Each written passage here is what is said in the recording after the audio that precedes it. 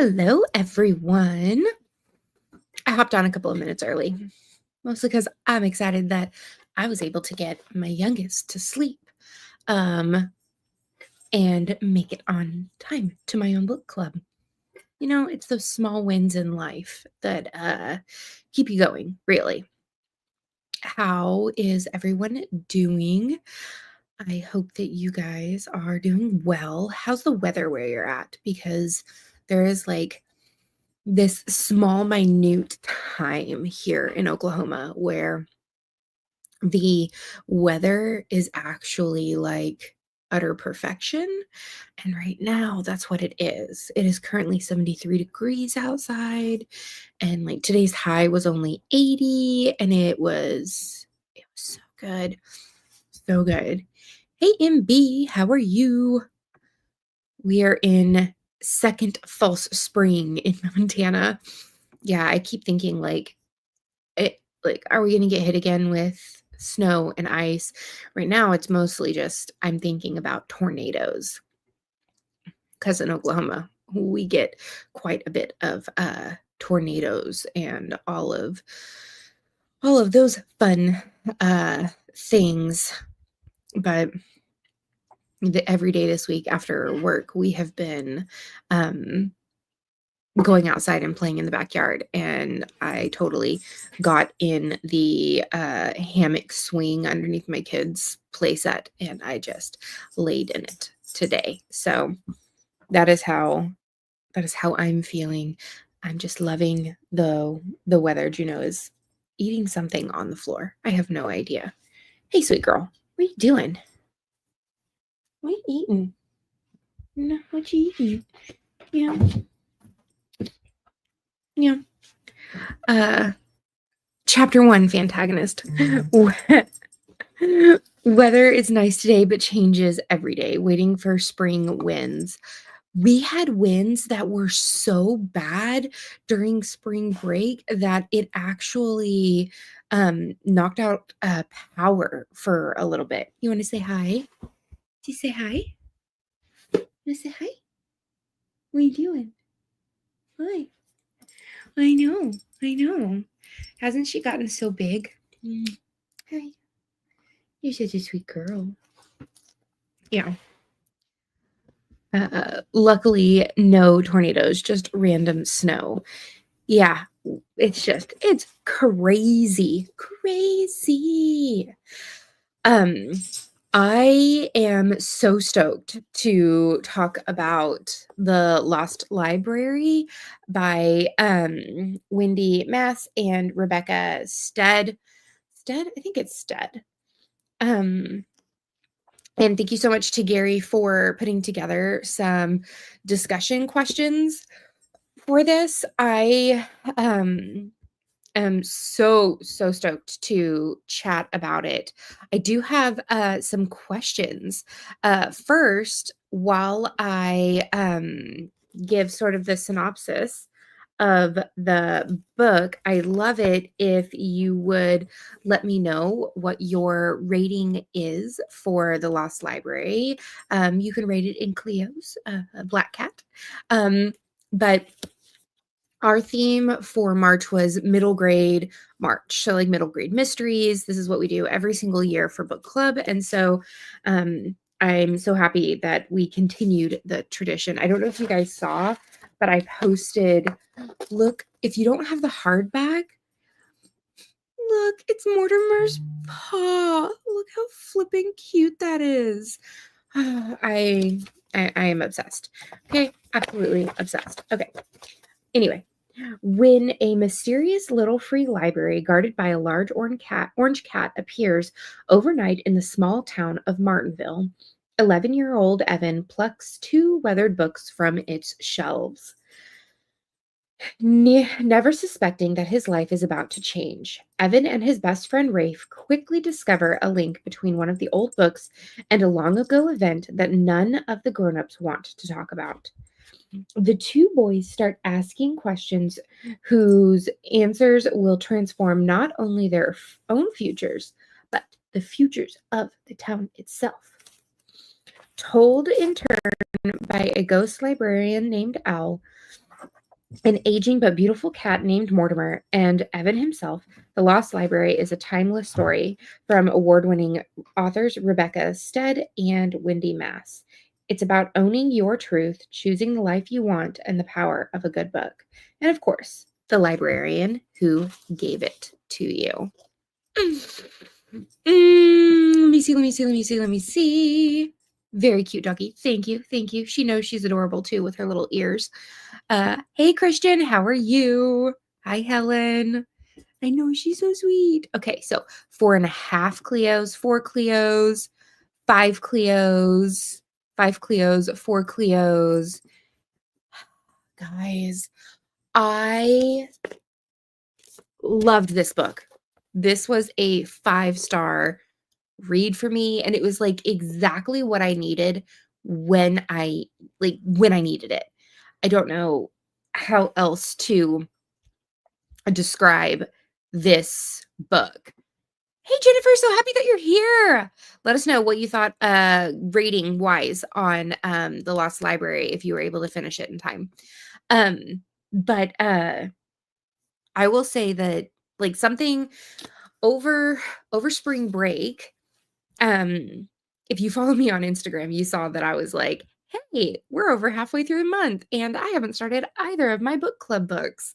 Um, I will let you know I have finished both of them.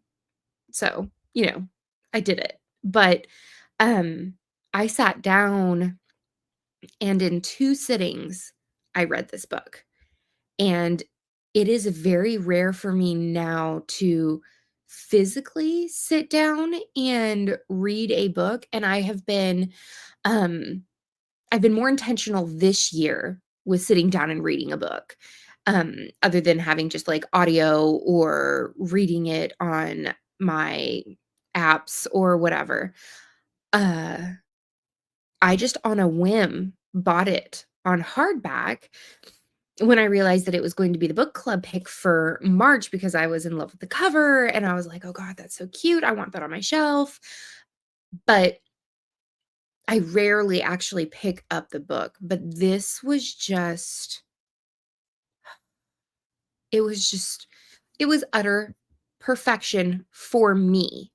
Um, I loved these questions that Gary came up with that it just sort of made me think deeper as I was reading the book. But before I get started into the questions, what were your guys' thoughts? I thought that this was going to have like more magic, more fantastical elements um in it, judging from the descriptions.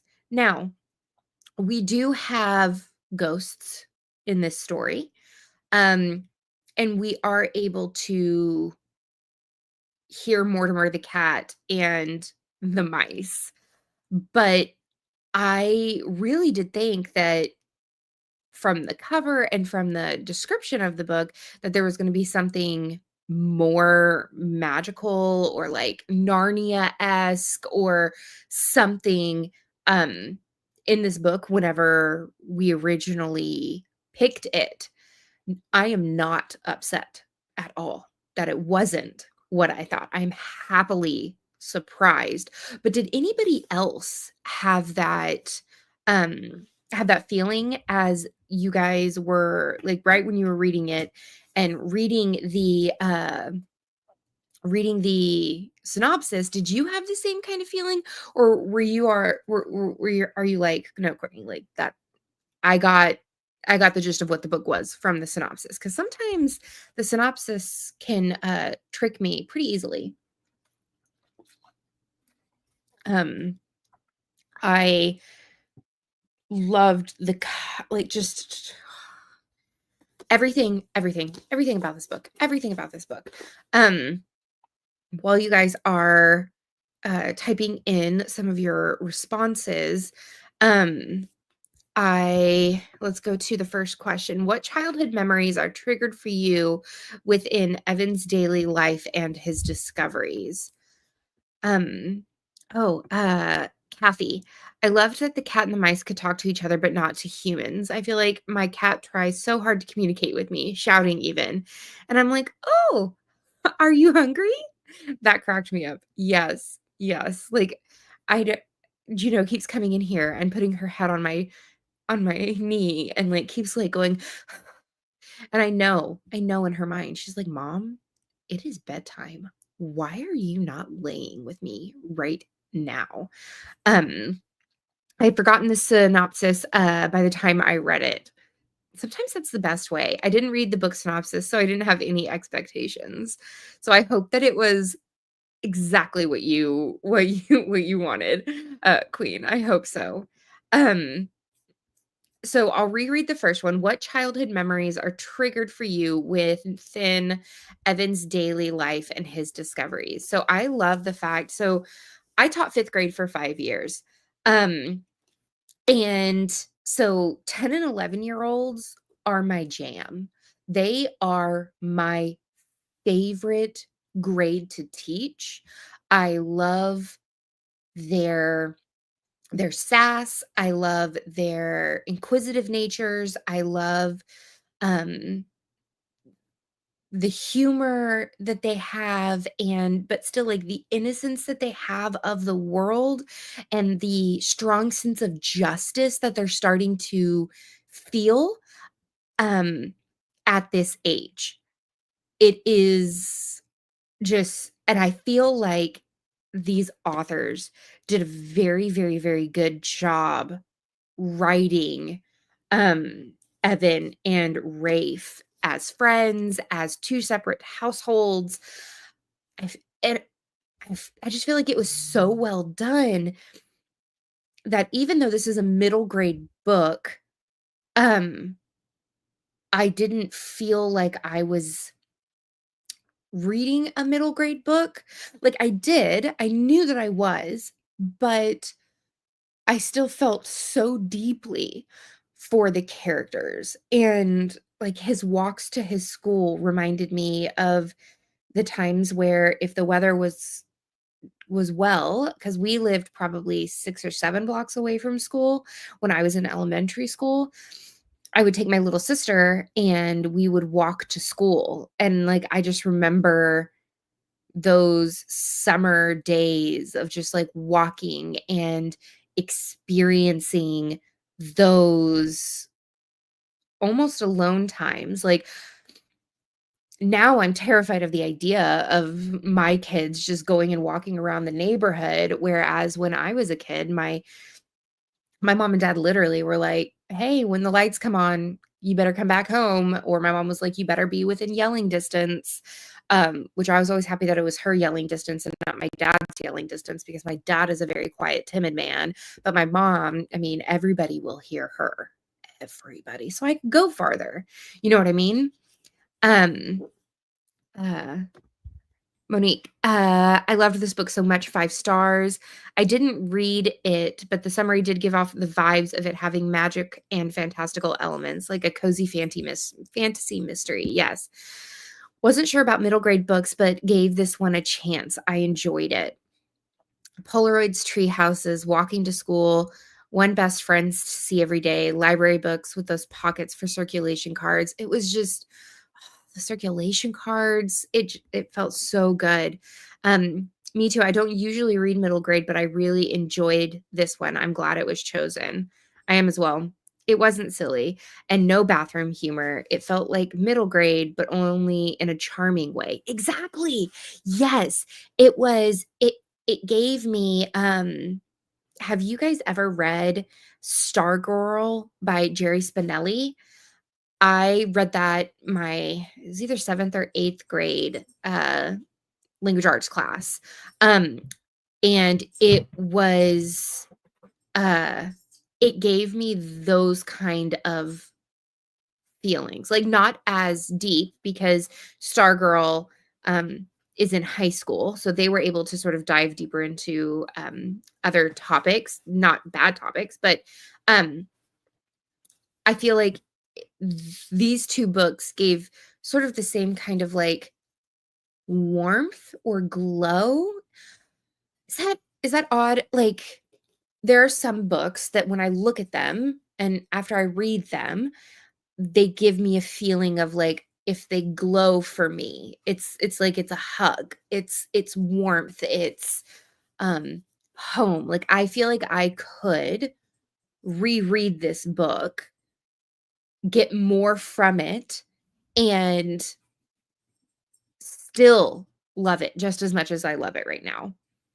Um, this is true. I am 42 and thought it would feel weird, but the adult characters gave it more balance. And the kids, even Rafe with all his restrictions, seemed so mature. Oh my God, Rafe. Like I love the fact that we start out by thinking that Rafe is like some kind of um like flower, right? Like he is, you know, not supposed to be broken. His parents are very protective over him, which I get it. Um I'm very much protective over my kids. Um but it did make me second guess like how I'm going to parent my boys. Uh but I love how he realized that the love that his parents were giving him in the way of protecting him and shielding him and things like that were their way of showing their love. So he was like, okay, like, I will be super, super safe and listen to all of your ridiculous rules and all of that until I reach middle school. And then once I reach middle school, all bets are off, which is very much a teenage boy kind of thing to say. Very, very, very much so. Yes, read it recently. I remember really enjoying Stargirl. It's been a long time though. It might be time for a reread. I just reread Stargirl after about 20 years of not reading it. Um, and I annotated it and it was just as beautiful um this time, but I think I felt more uh when I was a kid, I felt more towards Stargirls. Like the way that Evan is very much, like, self-conscious of all of the world around him, like, when he went and visited the middle school, um, I understood that more as a teenager, but then as an adult rereading it, it was vastly different.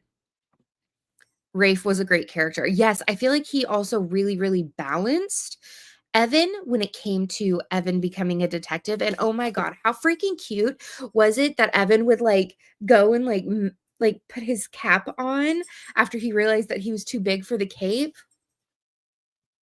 I swear my heart exploded. Like, I was utterly just so, so excited about it.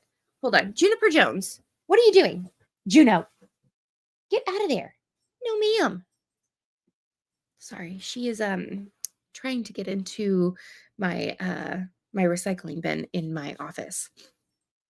Uh I loved the cat thing. It was just it's like those things are the things that really good authors do, right? Like it was such a small thing and a small gesture, but it I I was just so gleeful reading it, and I could picture it, and I could just see this little 10-year-old, 11-year-old boy going like and putting his cap on and getting down to business and doing his research. And I loved that Rafe was a balance to that. And the fact that they had landline telephones to talk to each other, I loved that so much. It was very, very good. Okay. 2, did the ghosts in the story haunt or heal the survivors of the library tragedy? Was Al's character written to be a ghost or a real person living as a ghost? So, uh, at the beginning of the book, I I did not pick up on the fact that Al was one of the lone survivors of the library being burned. Um, I was like, "Okay, she's also a ghost," but then things just kept little hints of like, oh, well, she needs her apples and her potatoes and all of those things. And as we get deeper and deeper into the book, and I love, you guys know if you've been on book club long enough, or if you've been following me on my, reading journey over the years, I love dual perspective books. And I utterly was just so happy about um how the chapters kept switching from one person to the other. And I loved how short some of the chapters were. And I loved those things so much in this. It wasn't until she said something about struggling with being invisible that I started to realize, yes, that was the time when I was like, what do you mean you're struggling to be invisible? If you're a ghost, like, how are you struggling? Um, Gary, I thought Al was a ghost for the longest time. Yes. But then, like, people would, once they started talking about how, oh, she just runs away, or she's talked about how she went out and she was very good at ignoring people. I was like, oh, okay. And at first um, I thought that maybe she was a burn victim from the fire because she had hid herself away.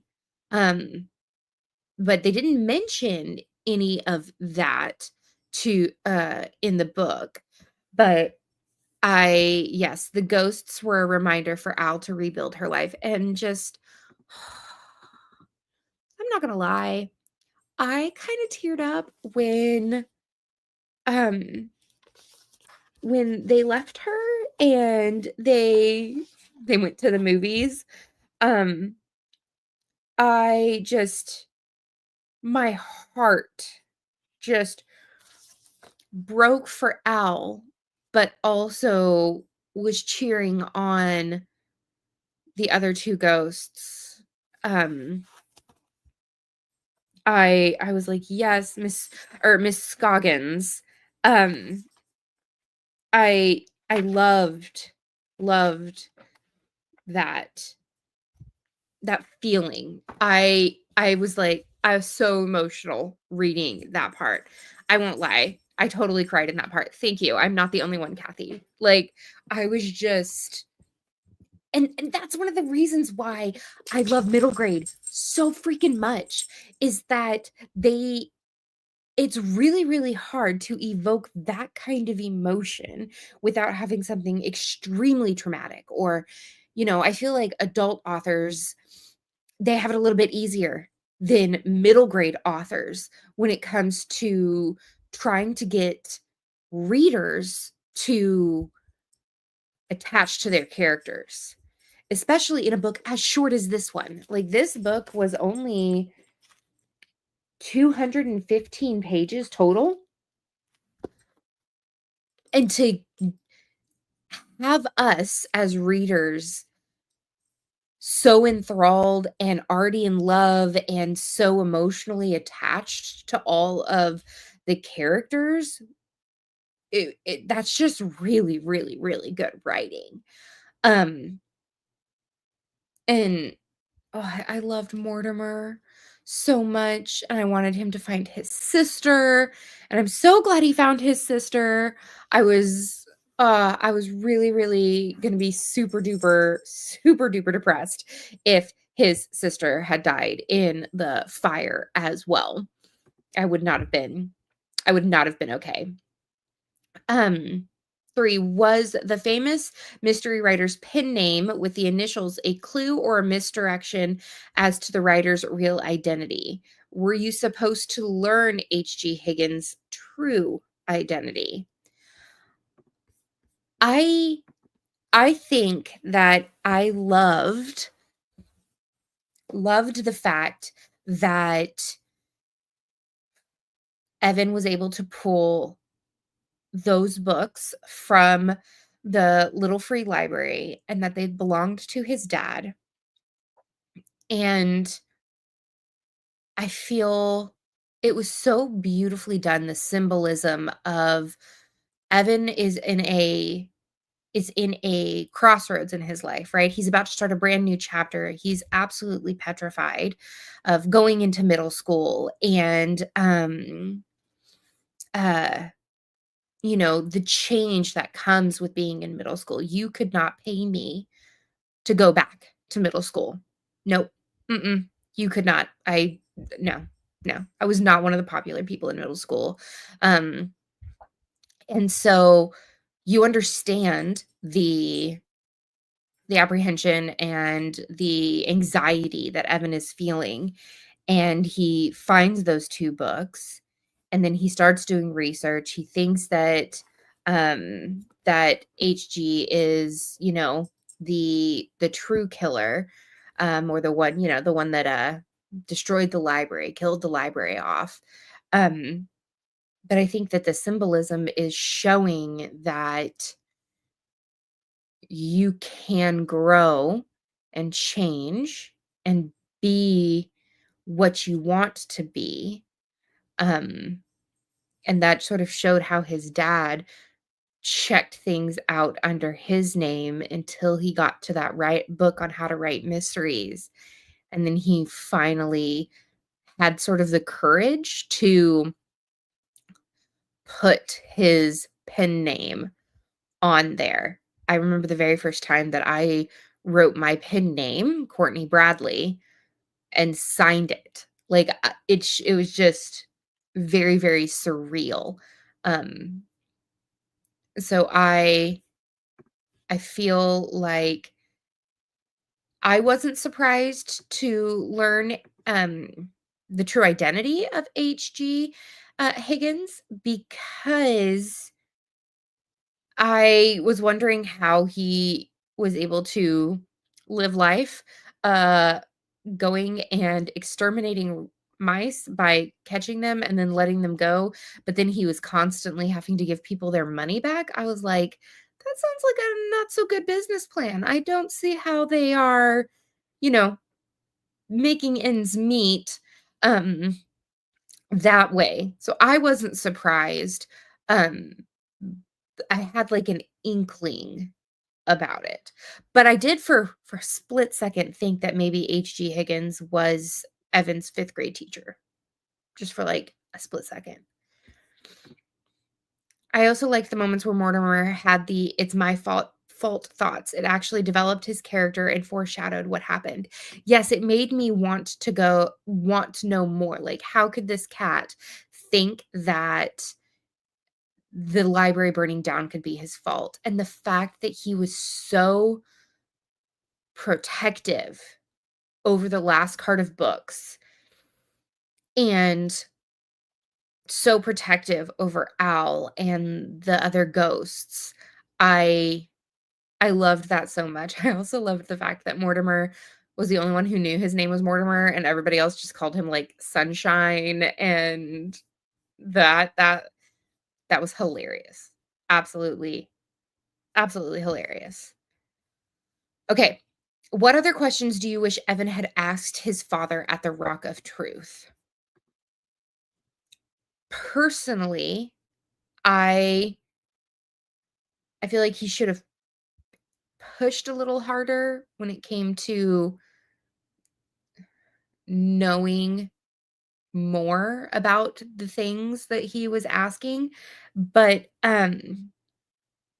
I I also realized that he's 11, right? And as an 11-year-old, you still see your parents as these invincible, um, people, heroes. You don't see them as human beings with real feelings and pasts and failures and um flaws.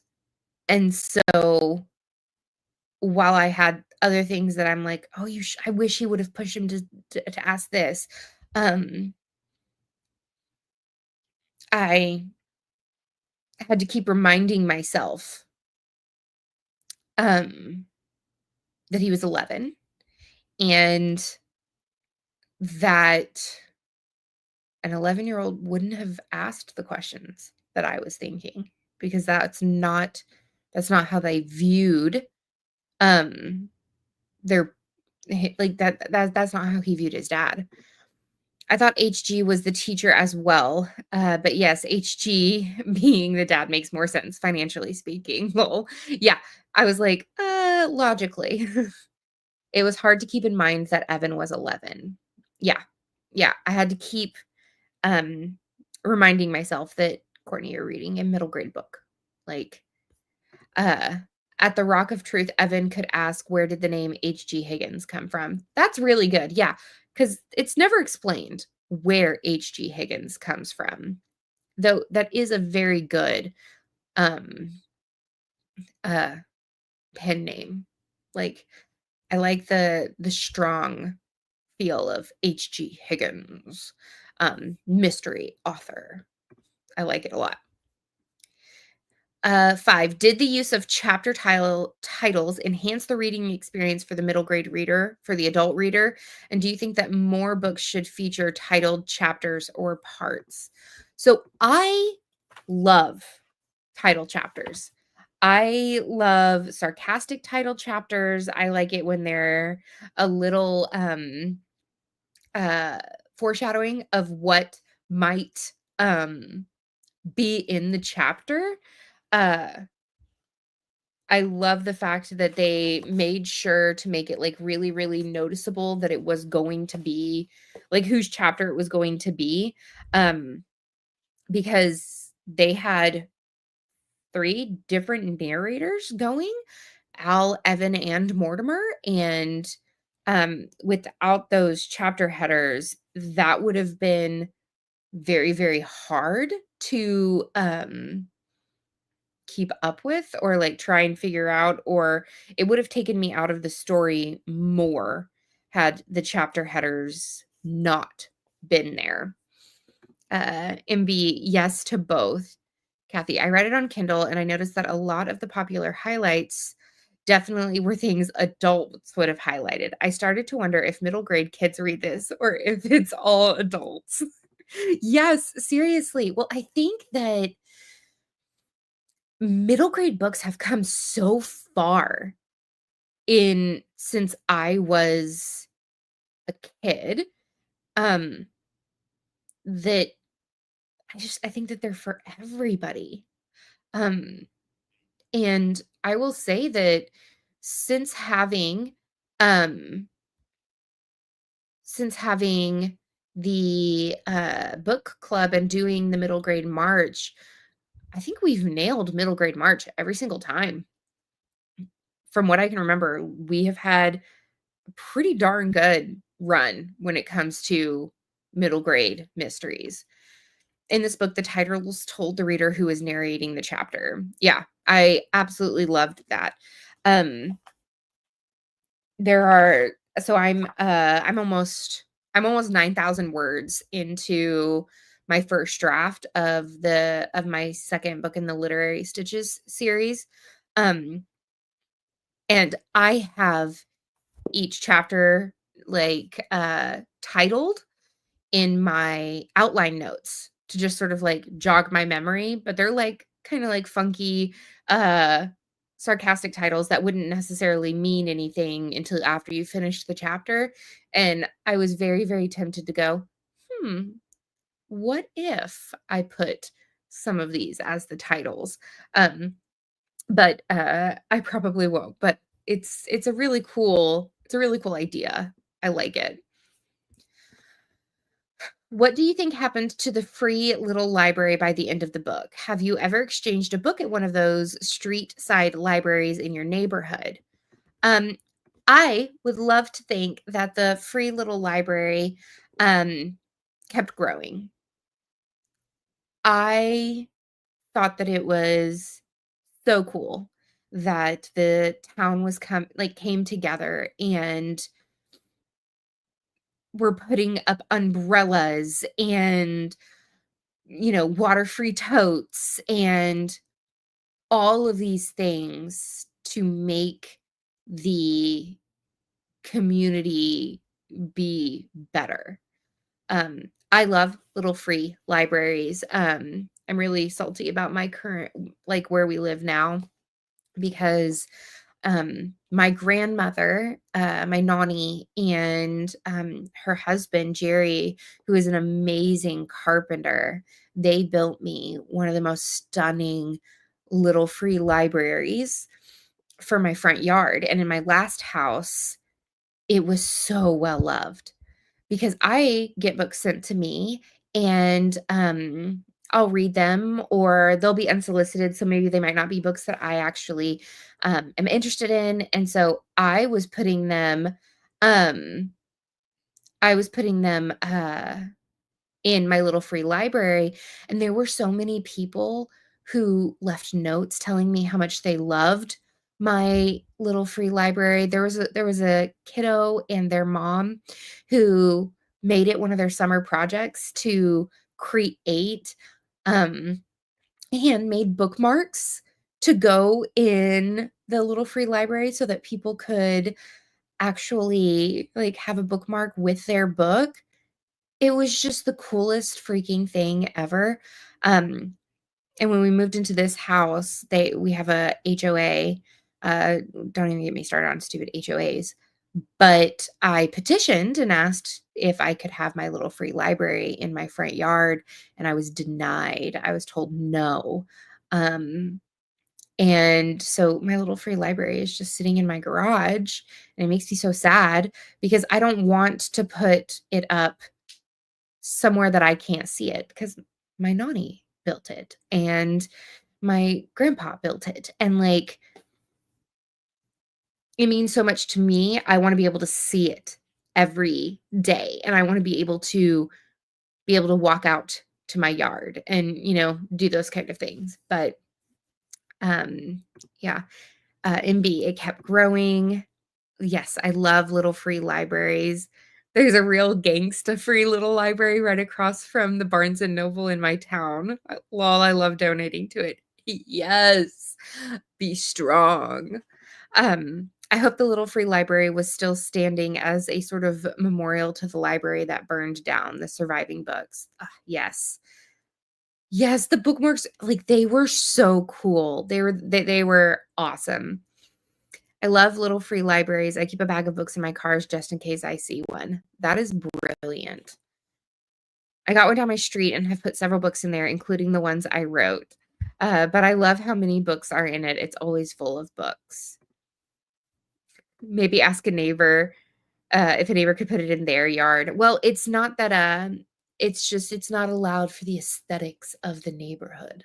Um, if I lived in the neighborhood that I would like to live in, where everything is not cookie cutter looking, it probably wouldn't matter. But apparently it does here.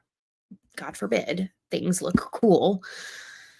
But yeah, I think that this book was wholly a success. I'm very, very, very excited about it. And they do have another book that they wrote together. It's called what was it called? It's like I think it's like one word. Bob. It's called Bob. And I think that that's really, really cool. And I don't know if you guys saw, but the very last page of the book, it says the only thing you absolutely have to know is the location of the library. Albert Einstein. So good. So good. Ah, okay. So before we sign off for tonight, the book club pick for April, it ended up being Bored to Death. This is a board game shop mystery series by CJ Connor. And it says, back in his hometown of Sugar House, running his family's board game shop and cafe, Ben Rosenkrantz just can't seem to get his life to pass go, much less collect $200. Once he was happily married, once he was a happily married English professor in Seattle. Now he's a divorced caregiver looking after his ill father and a chihuahua named Beans, while still figuring out the rules of retail management. At least the town has become more LGBTQ friendly than when Ben was a teenager. And that flower shop owner, Ezra McClaslin, or Caslin, enjoys flirting with him. But despite his usual clientele of gamers, Ben is barely earning enough to keep the store running and stay on top of his father's medical bills. Then a local toy company, a game collector named Clive, offers him a winning strategy to purchase a turn of the 20th century edition of the Landlord's game, the realty and taxation game that inspired Monopoly, at a tenth of the rare edition's true value. Suspicious of Clive's shady, low priced deal, Ben turns the offer down. Clive turns up dead at the front door of Ben's, and a backpack full of $100 bills appears on his doorstep. Now Ben is the number one suspect in Clive's death, and unless he and Ezra can prove his innocence and find the real killer, he'll go to jail for murder, and no amount of double dice rolls will set him free. So, Bored to Death by CJ Connor is going to be book club pick for next month. And I'm super excited. I got to meet CJ at the Ashland Mystery Festival, I think year before last, and they were really, really cool. So I'm super stoked to be picking this up. And so excited that you guys voted for this one. Yes, I love seeing the LGBTQ plus rep. Can't wait to read this. I think it's going to be really cool. I love board games. My husband and I have a whole entire area, basically our dining room, is a like D&D board game area for our house. So I think that it's going to be really cool to see sort of how board games and um, are pulled into this mystery. But I just wanted to say thank you guys so much. A cozy written by a non-binary person. I'm so excited. Yeah, they were so cool. I really enjoyed chatting with them. But yes, I am going to, not gonna lie, probably have a spoonful of Nutella, listen to some more of my audiobook, and probably fall asleep while doing that. Um, but thank you so much for hanging out with me this evening and chatting about the Lost Library. I am so excited to see you guys at the end of next month. And, keep in touch with me over on Instagram. And, you can message me anytime you want. I Spencer and I are having weekly episodes coming out on our cozy mystery podcast called Curl Up and Clue In, if you want to listen to us talk about cozies as well. But other than that, I hope that you guys have a wonderful night, and I love you all. Mwah! Bye.